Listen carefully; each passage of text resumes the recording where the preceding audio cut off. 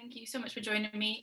I'm Amy O'Hara, one of the BFI Network talent executives based here in Sheffield, and I'm thrilled to be here with such a wonderful selection of filmmakers for the Women with a Movie Camera short filmmaker panel. So it was really interesting because I kind of watched all your films as a batch in preparation for this. And it's an incredibly eclectic mix of films, exploring lots of themes in lots of different ways. But one of the things I did take away from it after watching them kind of in succession was, wow, women are like really bloody resilient, aren't they? And I mean that from the really small, nuances of everyday life right through to the big life-changing, scary events. And that's what I took from the films, but actually you guys have kind of embodied that in the creation of these projects, because you've managed to produce and share work in what has been a pretty strange time, putting it lightly, an awful time. A pandemic, I guess. So that's what we're going to chat about in this session, is how these films came to be and what that process looked like. So first off, I would just love you all to introduce yourselves. If you could let us know who you are, the title of your film and your role in it, that would be brilliant. So Nia, if we could start with you. Hi, my name's Nia and I am the director of The Other End. Hi, my name's Ebele Tate and I am the writer-director of The Visit. I'm Jessie Gutch and I'm the co-writer and producer of The Forgotten Sea. I'm Ruth Greenberg and I'm the writer-director of Run. Hi, I'm Lauren and I'm the writer-director of Lockdown. Hi, I'm Dubheasa. I'm the writer-director of Blue Corridor 15. Amazing. And just to give people who are watching sort of context on you as filmmakers, could you let us know where this film sits on your filmmaking journey? So is it a directorial debut, your first funded work, maybe the last short you'll ever do? Jessie, could you start with that, please? Yeah, so this was my, I guess, first, what I would say sort of like industry funded or backed short. So I had made films before, but this was the first one that kind of, I guess, made its way into the industry sort of thing. Lauren?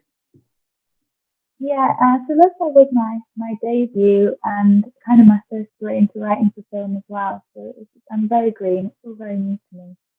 Good, that's exciting. Ebele? So The Visit is my graduation film from the National Film and Television School. So yeah, it's my third film at the NFTS. And Ruth?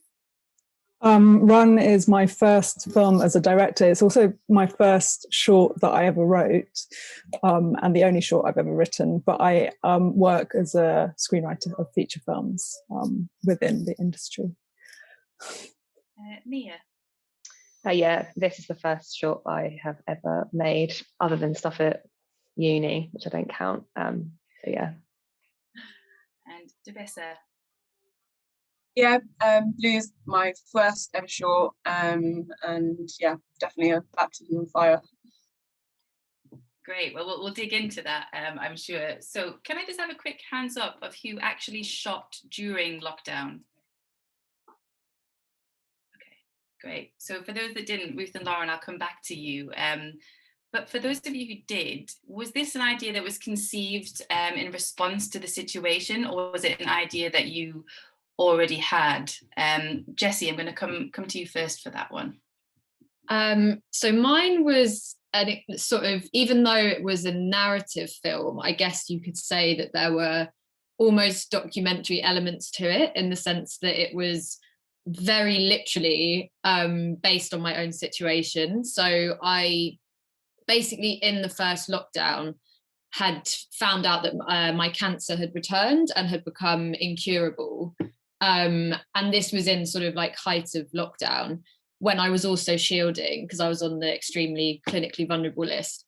So it's fair to say that that was probably a sort of worst week of my life, where I kind of had to I guess, comprehend the idea of basically dying potentially in lockdown, where I couldn't see any of my friends or family. And all of this, obviously, in a small flat in London where I was shielding and had to stay inside. So it was very much kind of literally what was happening right then. And it was sort of serendipitous in the sense that The Uncertain Kingdom, which was a kind of anthology of 20 films commissioned the previous year, decided that they would do a 21st film which showed a kind of unique perspective on the pandemic, as they thought it would be weird to kind of not have a film that looked at the pandemic in the kind of collection.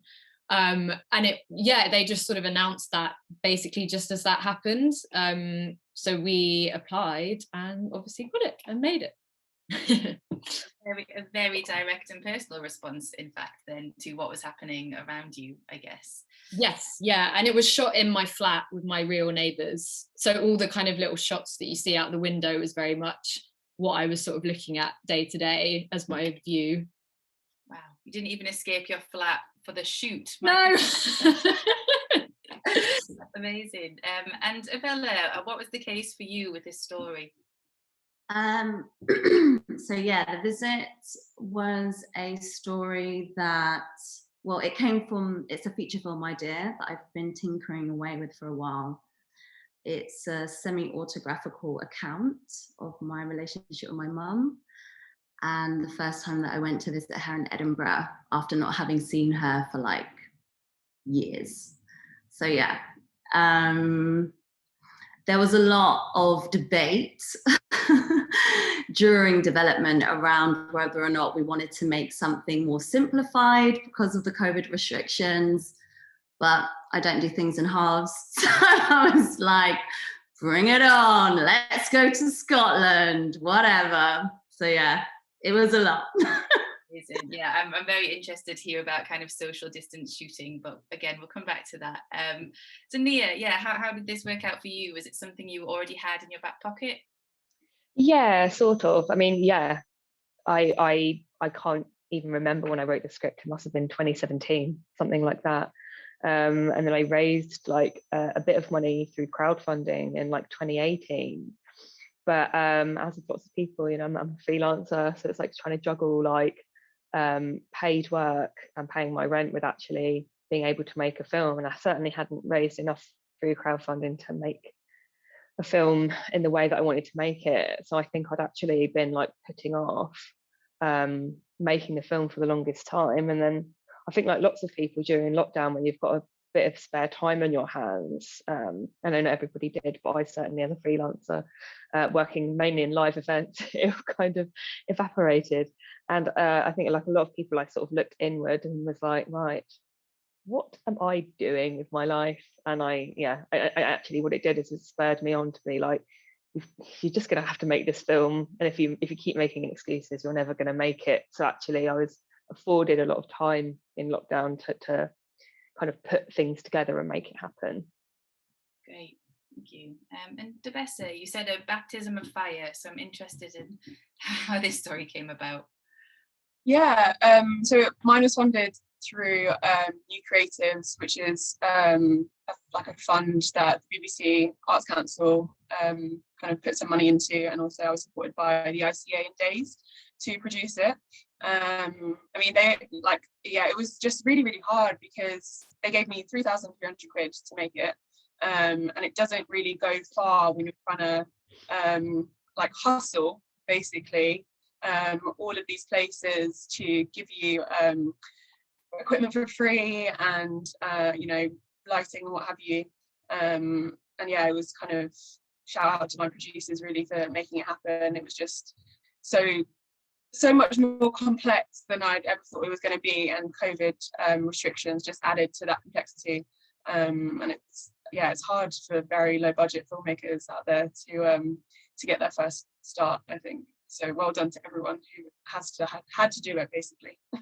Yeah, absolutely. And this was obviously some of the kind of first time you had directed, I guess. So when you're shooting in social distancing or lockdown, how did that change what you thought directing might be, how, you know, in terms of how you interacted with your crew and your cast? How did you have to adapt to those restrictions, I guess? Nia, could you talk first? Sure. So I think like lots of people sort of directing for the first time, you know, you have a lot of anxiety around what that's going to be like. I've been on set plenty of times in my life. I've worked in the film industry for over 10 years. So I've been on set plenty of times, but never as a director. So really what it did was it just added this extra layer of anxiety, because, you know, I was constantly in my head. I thought, you know, if my producer or my DP or one of my cast get COVID, then we're screwed. Like, you know, that's it. So there was always that worry of there was always that worry that could happen. And obviously that didn't go away until the day that we were actually on set, and I was like, oh, okay, it's actually happening. So yeah, it definitely added an extra layer of anxiety to things, I think. Yeah. And Ebele, you went off to Scotland, so I mean, that's pretty wild. How did you manage that? Did it change your prep? Was there a lot of kind of interactive prep, or was everything normal, you know? It was basically like shooting in another country, because Scotland were a lot more cautious during the lockdown, and in terms of the rules and when they were opening up. So we had to do a lot of stuff remotely initially. There were a lot of moments where we were like, are we even going to be able to get there? So we had to think of plan Bs of where we would shoot to look like Scotland. So yeah, there was a huge amount of prep, but thankfully it did open. And I think were like one of the first productions to shoot in Scotland at the time, because it was so strict. So yeah, it was intense. But we did get to go up there for the recce, which was great. We ended up shooting most of our interiors in England because of the COVID restrictions in Edinburgh at the time. And so we did a lot of exterior shooting up in Scotland. We also did a set build because the estate that we shot in Scotland, we couldn't get any access to interiors, especially not through the council because of COVID. So we did a set build on the main stage at the NFTS, which was amazing. And actually, looking back, I'm so thankful that this restriction was in place, because it really helped us to have the freedom of creativity as well, and how we wanted to make that space a character within itself. Amazing. That's not a bad plan B, is it? Set build.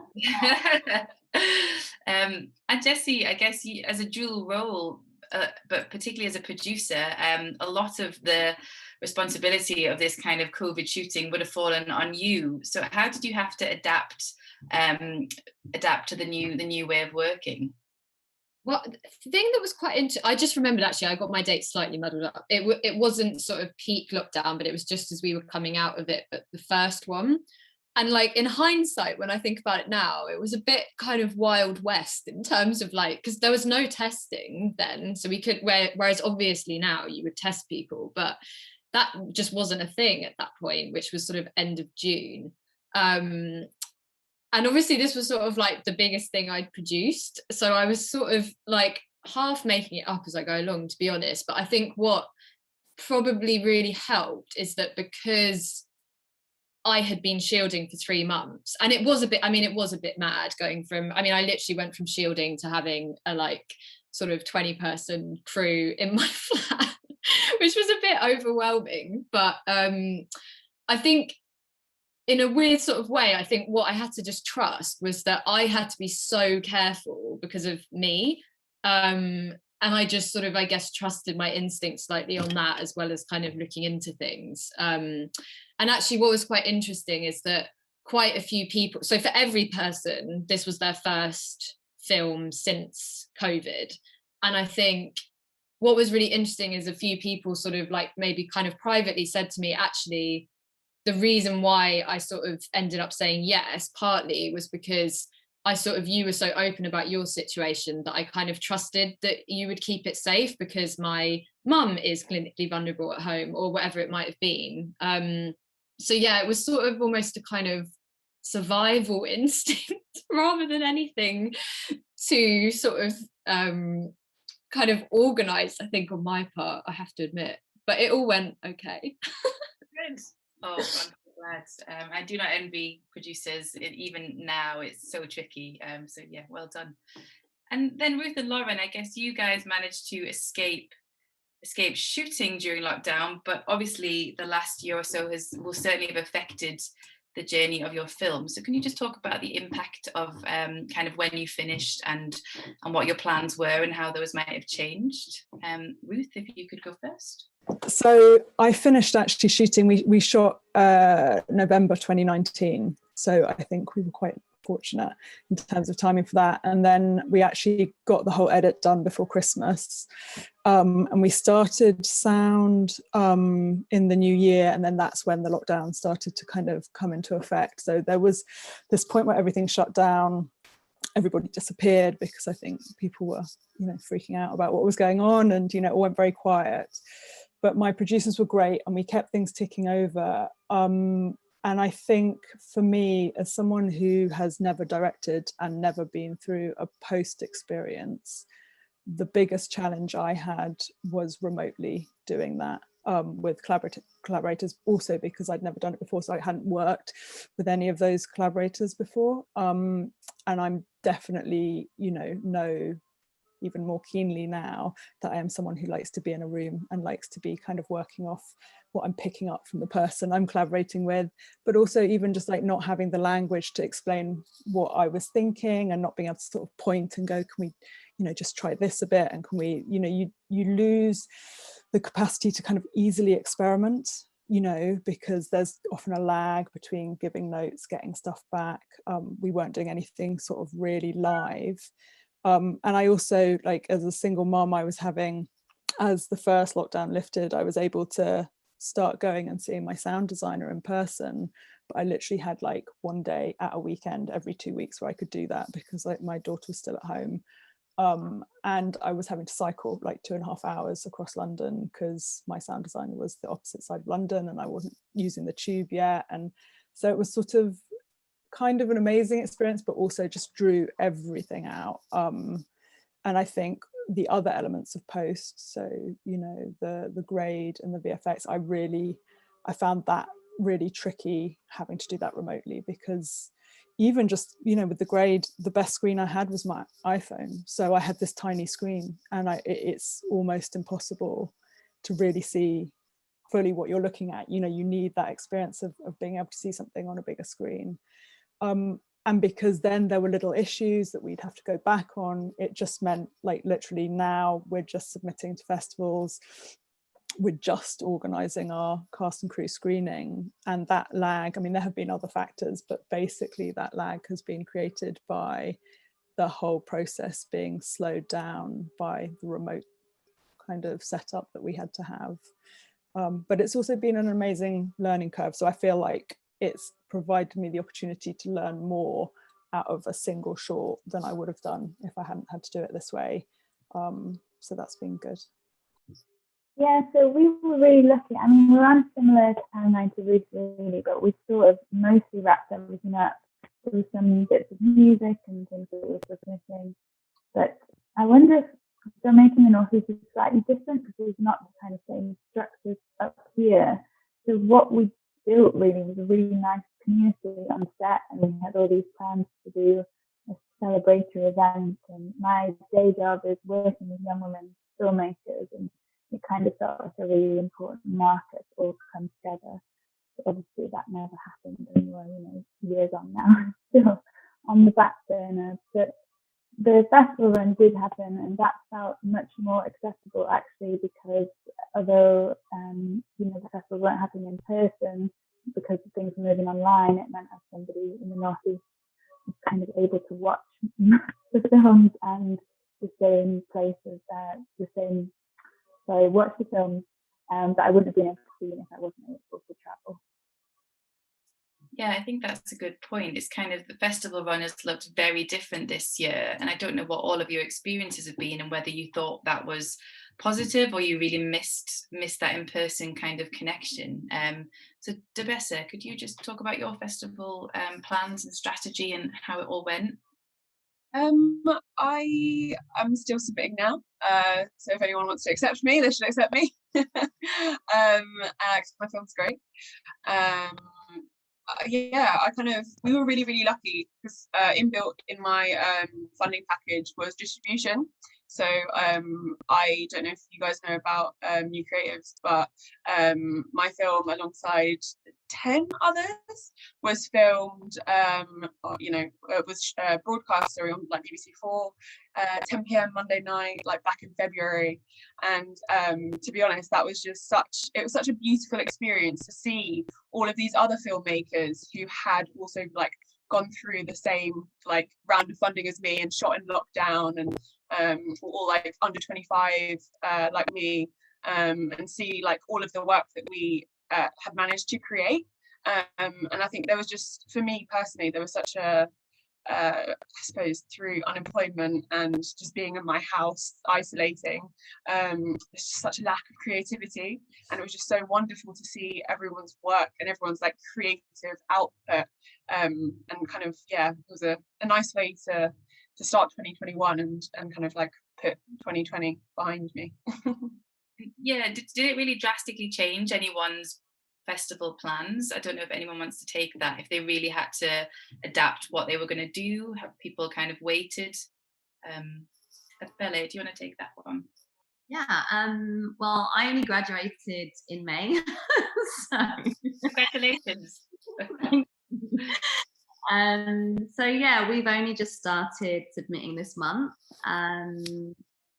We had our screening at the BFI South Bank for our graduation showcase, which is amazing. I felt really grateful to be able to have an in-person graduation showcase. Thank you, John Wardle, power to the people, because there were so many unis and film schools that weren't doing in-person graduation. So we were really blessed to be able to have one. So yeah, that was the first time that I ever saw my film on the big screen, which was, I was literally in tears. We opened the showcase as well, which was like, oh my God, it's happening. So yeah, for festivals though, you know, we're just gonna submit everywhere and anywhere. My film's quite long, it's 28 minutes. So come on guys, take us in.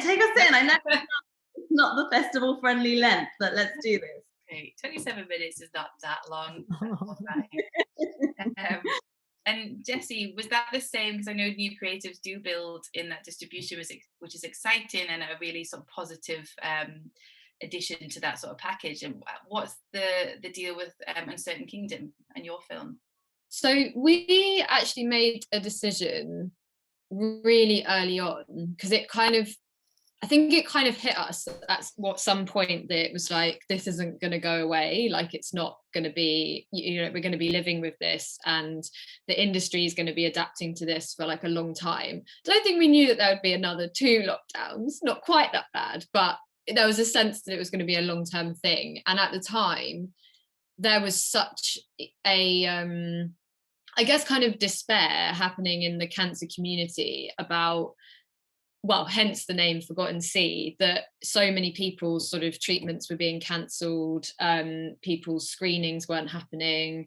You know, sadly, a lot of people did die, and it was there was a kind of real sense that it was probably sooner than they would have if it hadn't been for COVID.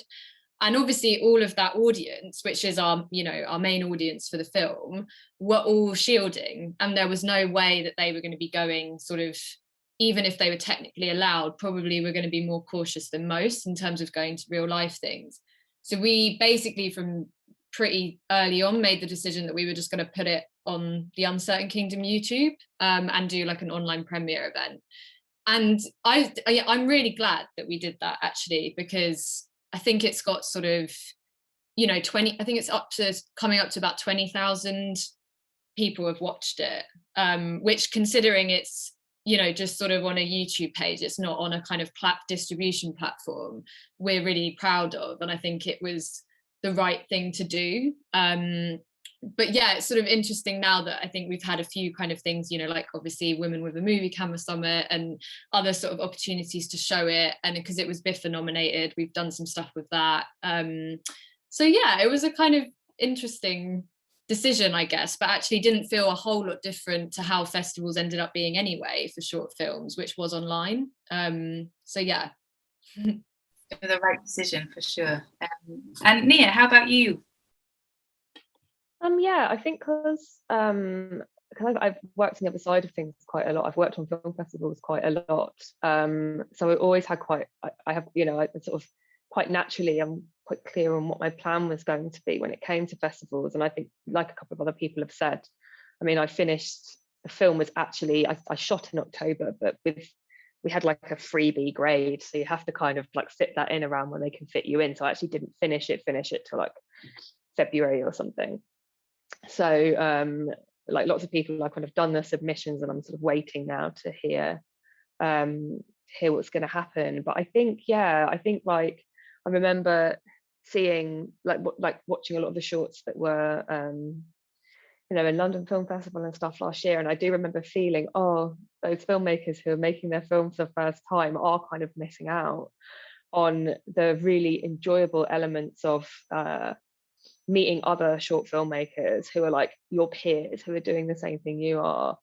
I felt it's like a real shame that people were missing out on that. So I guess festivals and in person has always been what I really want. And actually, still, we don't know what the plans are for the festivals that we're entering into. I think a lot of them will still remain online. But my hope is just one festival where I can actually invite people to come and watch it on the big screen. That's all I can hope for, really. Yeah, I'm same, just made all the applications now, and yeah, it's funny, isn't it? I suppose you start to get used to the idea that it's not going to be how you imagined it to be. And I think because I've worked in features for a while as well, this really was going to be like the first proper festival experience outside of London that I was hoping to have. But yeah, I mean, it is what it is, and it, you know, it would just be nice to get into some places. And I think I'd love to get something in London because, you know, particularly because I shot it so long ago, there is just all the people I know who aren't in film in my life keep going, when are we going to see it? And, you know, you have a link and you're like, I could send it to you, but I just would really like you to see it on a big screen. So yeah, we'll see. But I mean, I think we've all done well to get this far anyway, given everything. Absolutely. I just failed to learn to knit during lockdown. That's literally all I did. So I'm so impressed with everything you've all achieved. And it sounds like you're all incredibly positive about your experience despite the many challenges. Is there anything you take? I mean, no one wants a repeat of what's happened, but is there things that you've learned during this process that you might take back into sort of your next film? I mean, Ruth definitely doesn't want to do post that way again, but is there things that you might use as you go forward that have actually been a positive? Lauren, I'll come to you first for that. Yeah, this is difficult, but I think you can improve more, and I really like that kind of DIY element of filmmaking. So actually, with my young women filmmakers, we've been asking them to let them take footage on their phone, and we've been doing it in these kind of small scale ways. And going down the funding route is one thing, but also I think it's sometimes just great to go out and make stuff, which I think the parameters of the pandemic have kind of lit that fire in you again, to just get out and shoot something. Great, that's inspiring. Thanks, Lauren. Dubheasa. Yeah, I was really fortunate to have my distribution come with my funding package. So I got the opportunity to have it screened on BBC4, and of course I wasn't able to watch it in the same room as my parents because I was trying to keep away from them because I'd gone back to work. So they got to watch it on TV. So I was just watching on my laptop. So it wasn't great, but again, it was nice to have people responding to it like friends watching it all over London at the same time, just like random aunties get in touch and like text me out of the blue. So even though I was like on my own in my bedroom, it was nice to have everyone kind of experience it with me and have like, I don't know, a sense of community that way.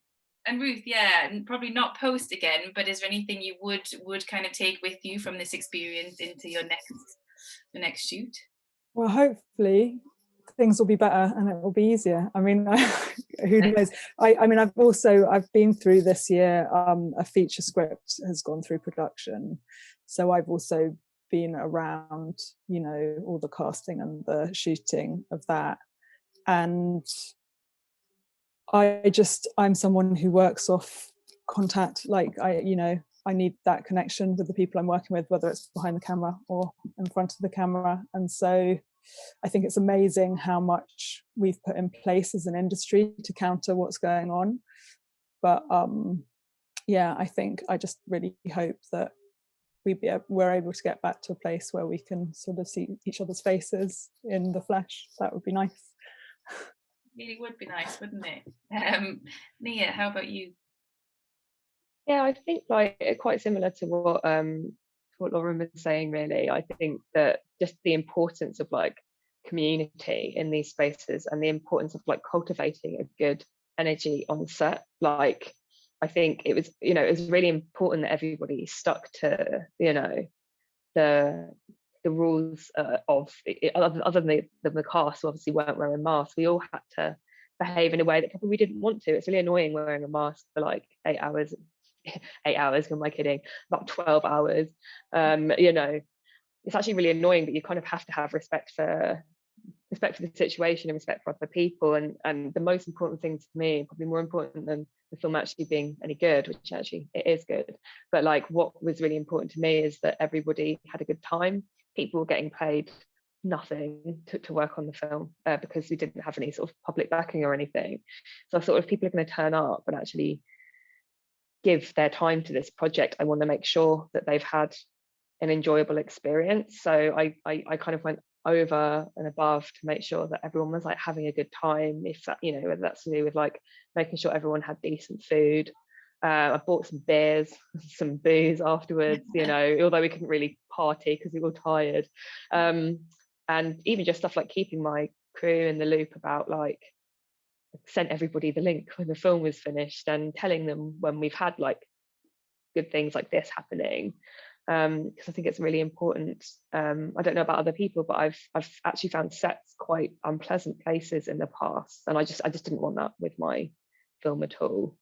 Sounds like you really set your stall out as a very positive, nurturing director, which is wonderful, particularly at this stage because you're working with your peers, and hopefully you'll all kind of go up together and continue that. So yeah, we're going to sort of wrap up soon, but I guess I'm just interested if from all of you, sort of any advice you might give to female or non-binary filmmakers who are coming up through the world of shorts.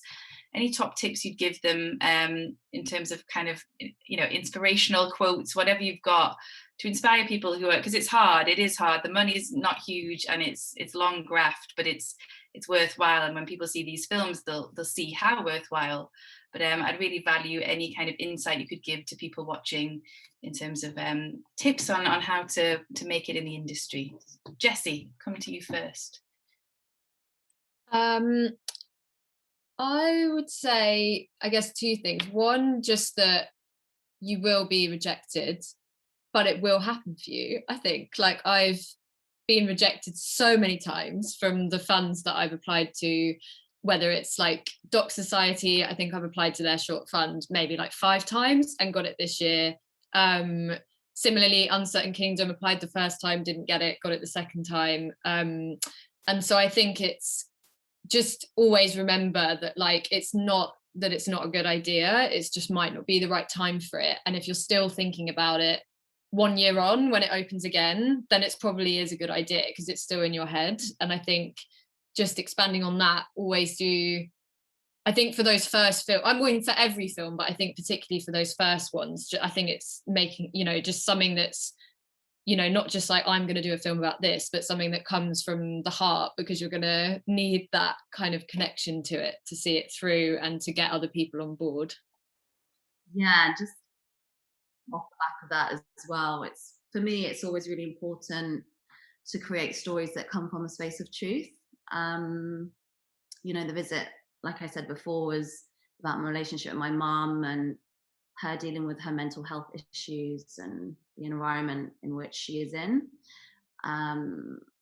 So if you're writing from the core of your being, that's kind of all that really matters, because a part of you is being shared with the world. So long as you can stand by that, which you can because it's coming from you, your work is amazing, regardless of who is watching or who isn't. So long as you're making something that you can stand by and wholeheartedly say that I just put so much energy, effort, risk my mental health for this film, and you can stand up and be proud of sharing yourself with the world, then that's all that matters to me, really, for sure.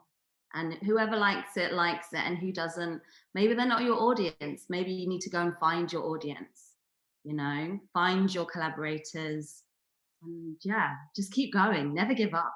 It took me 5 times to get into the NFTS, so you just got to keep pushing, never stop.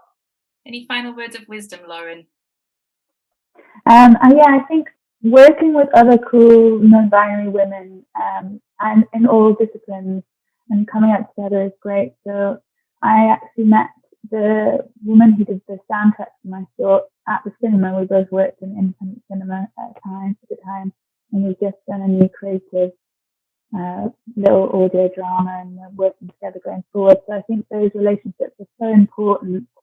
And also that thing about cultivating great energy on set and making it a non-intimidating place where people can learn and grow. I think that's, for me, kind of one of my core values of filmmaking, and I think it helps you going forward if you build those relationships early.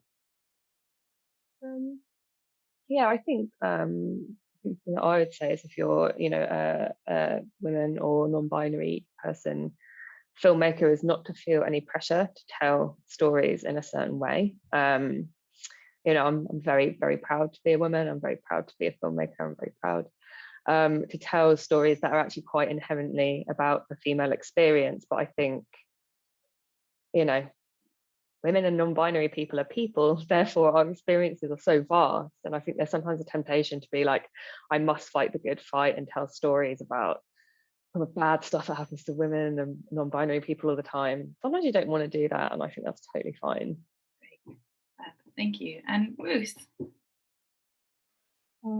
I pretty much agree with what everyone said. I think it's really important to not listen to the myths that we're told about women and non-binary people making films. And like a really key myth is that there aren't other people out there for you to collaborate with. Like if you want to have a set that is dominantly female or non-binary, you can do that, and there are great talented people out there that you will be able to find to work with. I think that you keep pushing, the thing that I've always sort of heard in my career is about having a voice, and I think the reason why people recognize my voice is because I just write what I want to write, and I make the films I want to make, and I can't imagine putting this much investment into doing anything other than that. And we've heard the same stories again and again for so long about the same very small group of people, and they're kind of boring, and there's so much diversity out there, and we need to hear all those voices. And if something is of interest to you, it will be of interest to other people. So don't be swayed. It's actually been really nice to hear everyone's answers, and I'm definitely going to take them on board myself. It's kind of, for me, it's remembering that your story has validity and weight, and people do want to hear it. And even though you might not be around your community, there are people out there who do want to listen to you and your voice, and to not be kind of sidetracked by the fear of failure or the fear of not, living up to your potential on the first go, because like we all, it's all, building towards something, right? You have to try to be able to, do it better the next time, to do it better again. And like, yeah, having the space to really experiment is important, and give yourself that space and that grace. Like, we've had a hard year, so just doing it is a revolutionary act. So just keep doing, basically. I think that's us. We quickly run out of time, so I just want to say thank you so very much for joining us here on this panel. There's lots of very exciting films. I hope everyone follows these guys and follows up on the films and watches them. They're all incredible. And thank you for joining us, and look forward to seeing what you all do next. Thank you, guys. Thank you so much. Thank you.